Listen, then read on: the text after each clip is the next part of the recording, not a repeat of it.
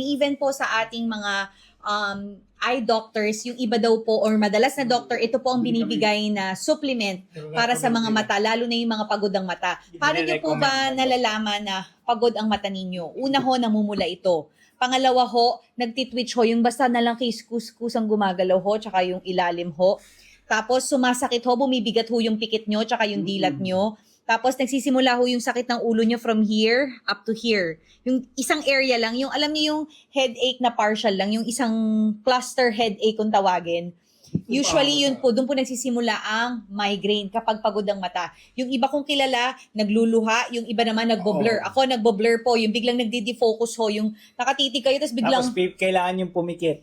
Pero minsan, kapag sobrang pagod po ng mata nyo, kahit o anong pikit nyo, talagang blur na blur siya. Yung iba natatakot, akala nila lumalabo na yung mga mata nila. But, hindi lang po nila alam, kailangan lang ho nila ng lutein sa kanilang mga mata kasi pagod lang ho yung mata nila dahil overuse sa cellphone, sa laptop, sa computer, sa TV, sa UV light, sa blue light.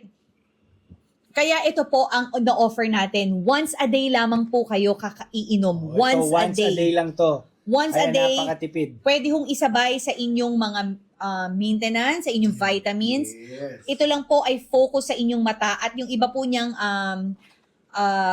ingredients ay mga antioxidant na very good din po sa ating mga katawan, mga bilberries.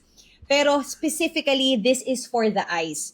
Good for the eyes. Lalo na yung gold na may additional na lutein. Alam natin na yung lutein na yan po ang talagang nakatutok Yung mga sa mga mata. macular degenerative, habang tumatanda ho, lumalabo na yung mata or dumudumi yung mata from within, hindi nyo na ho kailangang magpa-laser, yung aabutin nyo pa yung ganun. Pwede pong maagapan yan through lutein and through eyeberry.